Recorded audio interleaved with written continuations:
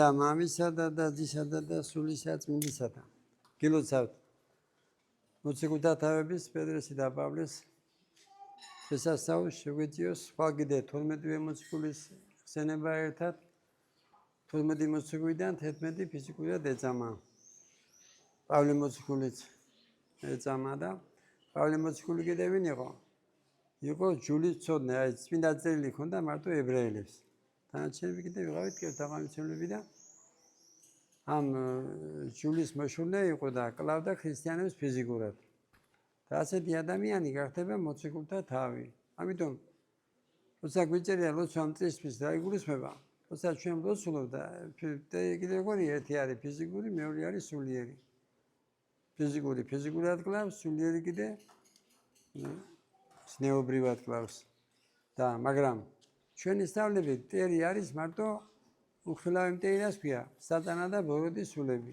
დანარჩენი ადამიანი დღეს მტერი პავლე მოციქული შეიძლება მოციქულთა თავი გახდეს, კიბრიანი ჯადოქარები, მდელმოწამე გახდეს, იუსტინას თოსფი გახდეს. ამიტომ წყევლა, კრულვა, სიძულვილი არაფერს არ გიშველის. ახლა ვინც ახლა ჩვენ გვინდა რომ იყოს დაცული საქართველოში ზნეობრიობა, ესე იგი ბევრი გამოსულია მწყობრიდან და ლიბერალები რო ქვია ახლა სულიერი მტრებისადმი. მაგრამ მოიყვან მაგალითს 30-იანი წლებისა მე-20 საუკუნის. ეს ოჯანგიძეები, მახარაძეები, ახლა რამდენი ოჯანგიძეს მისვლა ერთგულია ღმერთის, მაგრამ ვინც იყო და ვინც ანგრევდა დააძლევს ხო ეროვნებით ქართველები იყვნენ.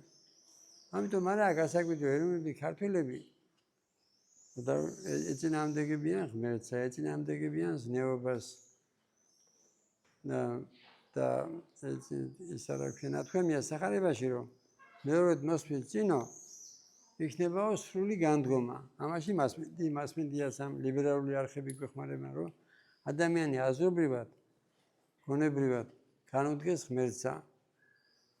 მაგრამ მადლობა ღმერთს რომ არჩევენ საშუალება გვაქვს. ადამიანი იმას ჭამს და იმას სვამს, რაც მოწონს და ყველაფერი გააქვთ. მის თბილისში ცხოვრობთ, საეკლესიო არხია.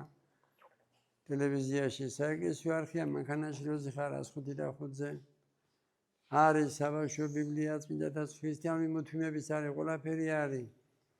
მადლობა ღმერთს, ავირჩიოთ ღმერთი და ახლა მოდიან რუსები და ბერძნები უკვე თუ რამდენი ახალგაზრდა ამრევლი. ახლა ჩვენ გული გვიგდება ზოგიერთ ახალგაზრდაზე რომ მოტყუებულია რა გაგებით? იმ გაგებით რომ ვინც დავუშვეთ ხანდახან მგებულობ რომ ეკლესიას აგინებენ ღვთისმსახურებს და ღვთისმსახური იყო პეტრე და პავლე მოციქული. ღვთისმსახურები იყო ყველა მოციქულები. და ის რომ ღმერთი წამს და მღვდელის არა, რა თქმა უნდა, მღვდელი ვერ იქნება ღმერთი, მაგრამ ჩვენი ხელით ხდება.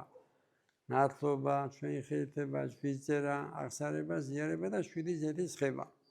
და მე პრაქტიკაში ვხედავ 99 წინა რომ ექვიდან ჩამოწერილი ბევრი ფეხზე დამდგარა 7 ზეთის ხებით. ბევრი აღსარება, ზიარები და რამდენი ადამიანია, ჩემი ასაკი რომ ეშინია ზიარების, როცა ავად ხდება. იმიტომ რომ გონია რომ სიკვდილის იმიტომ ხდება და იმიტომ უნდა ეზიაროს.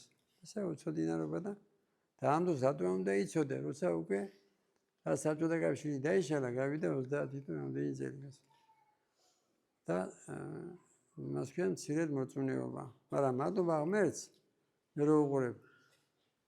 რომ მიხედავად იმისა, ამდენი დარტყმა ხდება ეკლესიაზე, რომ მაინც ესე იგი მრევლი არის. მადლობა ღმერთს და ღმერთი ერთია, გეთანხმებით, მაგრამ როცა ვხედავ პრაქტიკაში რომ იკუნებიან უგუნებელი სენებით დაავადებულები, როცა რეანიმაციაში ფეხზე დგებიან, ეს ჩვენი ხელით ხდება, ჩვენი მეშვეობიდან. მაგრამ მეორე უკიდურესობაა რომ ზოგი არ მოდის მოძღვისა გამო, იმიტომ რომ მოძღვარი ფულს ითხოვს ნათლობაზე ან ვიწერაზე. იმიტომ რომ მოძღვარი დაუშვათ არასდროს მოექცა, უხიშად მოექცა. მაგრამ ეს იგივე ახლა საუნთქოში არ მიხვიდე თუ დაინახე რომ ექიმი უხიშად მოგექცა. ან ისე არ გითხრა. ეს შენ როცა წამასვამ ექიმის ზნეობაზე ხო რა დამოკიდებული შეინჯამთებობა, შენ რო ეზიარები და რომ მოდიხარ, მოდელს ხო არ ეზიარები, გასწმეთან ერთობაში, მოდელთან ხო არ ხარ ერთობაში.